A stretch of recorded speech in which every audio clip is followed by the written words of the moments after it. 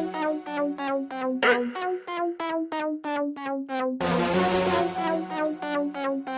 right, hello everybody. This is Mike and Seneca from Black American Embassy. We wanted to take time really quick just to give you a little comparison of what we're going through here in Kuwait compared to how America is handling the coronavirus here.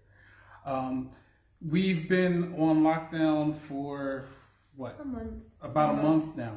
Yeah, almost a month. Like I think this is our third or this is the beginning of our fourth week. Yeah, beginning of our fourth week now.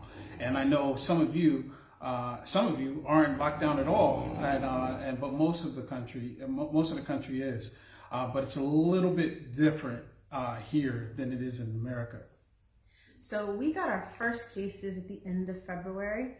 We started with 5 cases, and then by the 26th, we had a plane that came from Iran, and it brought 16 more cases. And at that point, when we had 16 cases, the country closed all schools, at least for 2 weeks at that point.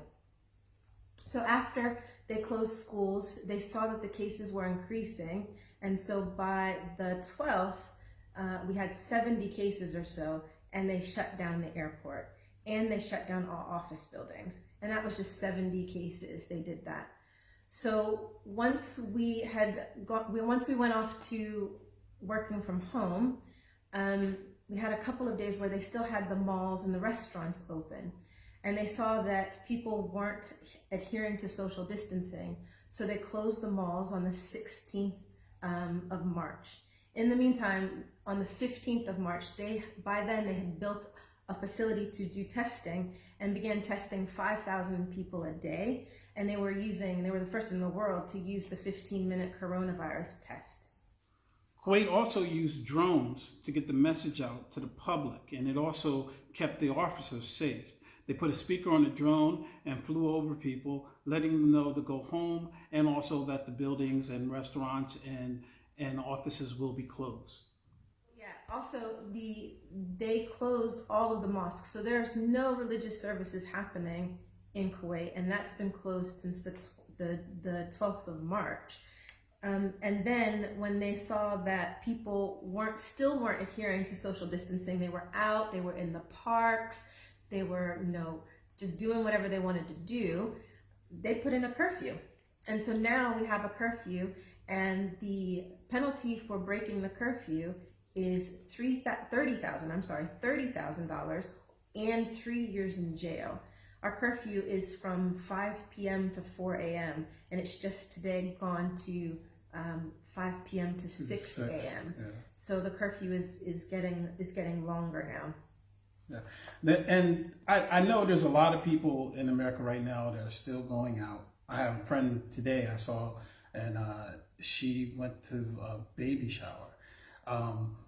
And I understand it's difficult to make this transition into just staying in your house because you still feel like, oh, that's my relative, these are my friends, they don't have the coronavirus, I'm gonna just go over their house.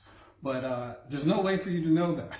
There's no possible way that you should not be comfortable being around anybody that's not in your house, because it's the reason why here in Kuwait they put they put a fine of $30,000. Who wants to pay that for just being outside?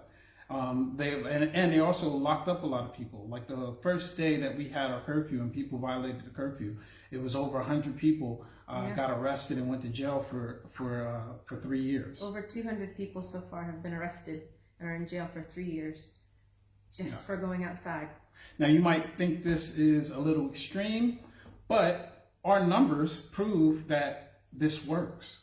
Yeah, until recently, we've only had about 200 cases. And now we have seen an increase just recently. And so now they're actually locking down buildings. So where they've identified that someone has coronavirus, they've shut down their building. The people aren't allowed out, and no one's allowed in. So they're taking this really, really seriously because it spreads so quickly and you just don't know who's got it. I've talked to many of my friends online, and a lot of them were mad. They're afraid that that the government is going to shut everything down. People were worried about not being able to make money or have money, but at the same time, none of those things are worth your life. None of those things are worth your life. And I don't really feel like people in America really understand the severity of really what's going on. And it's not really your fault. You have a president who's not really hasn't taken it seriously up until last week. And this coronavirus has been in the world since October. Yeah. And that's something that might not have been something that we should have been concerned of, being citizens of America, but somebody who's leading a country should have been concerned about this months ago before this. Just like here in Kuwait, we started just at the end of February, and we have about 400 cases, and it's all because they were really fast at reacting, and we stayed home. Yeah. So stay home.